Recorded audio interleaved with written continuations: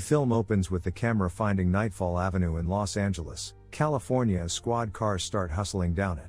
The dead body of a young fellow, Joe Gillis, Holden, floats in the pool of a palatial manor. As the police start joining on the house, Joe's voice describes, in flashback style, the occasions paving the way to his own homicide. A half-year sooner, Joe was feeling down in the dumps, unfit to look for a job as a screenwriter, having just made a couple of unexceptional movies in a short vacation.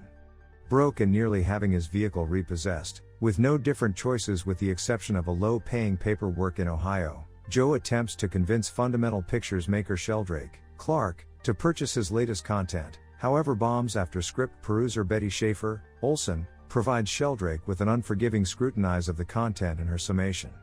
Joe then, at that point, fails to get cash from his companions.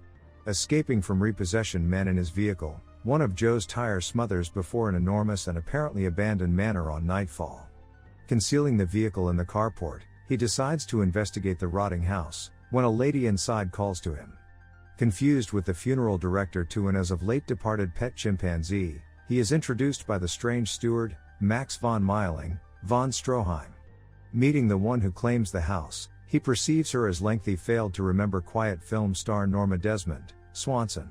At the point when she discovers that he is an essayist, she welcomes him in and requests his viewpoint on a gigantic content she has composed for a film about Salome that she expectations will resuscitate her blurred acting profession. Despite the fact that Joe finds the content terrible, he compliments Norma into employing him as a manager. Joe is set up in her visitor room. The following morning he protests when he sees that Maximum has moved his assets to the manor on Norma's requests, and that she has paid his late lease. However, he despises being reliant upon her. He acknowledges what is going on and starts living at the chateau, first in a room over the carport, then, at that point, in the actual manor. As he chips away at Norma's content, he comes to perceive how ignorant she is of how her notoriety has kicked the bucket. She won't hear any analysis of her work, and makes him watch her old movies in the nights. In spite of the fact that she actually gets fan mail, Joe later discovers that Maximum feeds into Norma's dream by sending the letters himself. He makes sense of that Norma's perspective is delicate, and she has endeavored self-destruction before.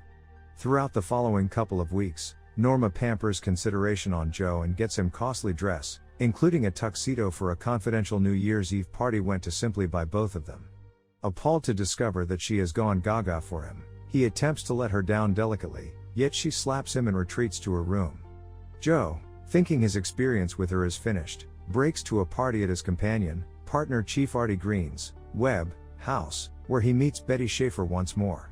While still unamused with the greater part of his work, she accepts a scene in one of his contents as potential.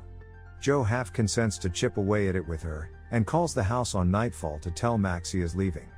Nonetheless, when Max illuminates him that Norma has endeavored self-destruction with Joe's extremely sharp steel, Joe passes on the party and gets back to the chateau, where he is sorry to Norma and has intercourse to her. Sooner or later, Norma thinks of her as content total, and sends it to Cecil B. DeMille at Central and sits tight for his response. Not long a while later, calls from Central requesting Norma start to show up.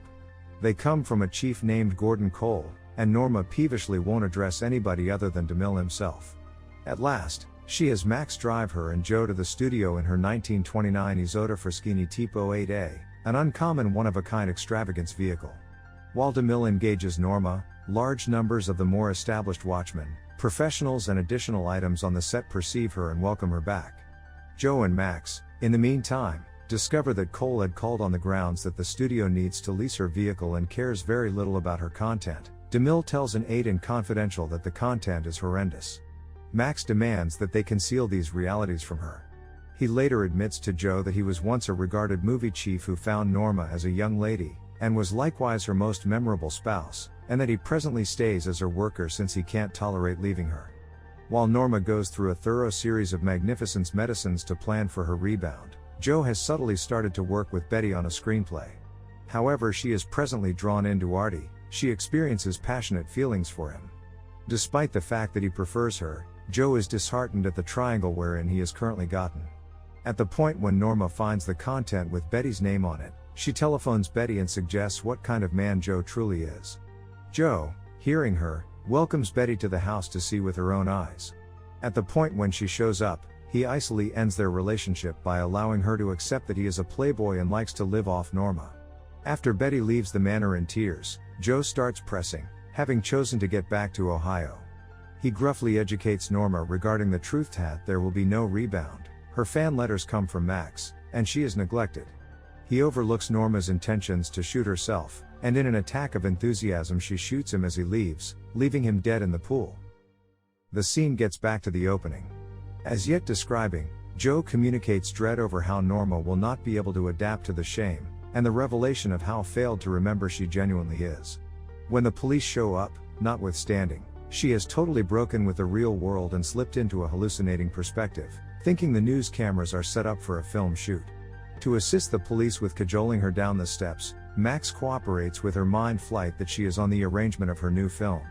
He verbally sets up the scene for her, and shouts activity. Norma decisively plunges her great flight of stairs. Joe, in voiceover, comments that life has chosen to save her the aggravation of that revelation, and that the fantasy she had gripped to so frantically had enclosed her. Norma gives a short discourse at the fact that she is so glad to be back making a film, and conveys the film's most popular line, "Good, Mr. DeMille, I'm prepared for my nearby."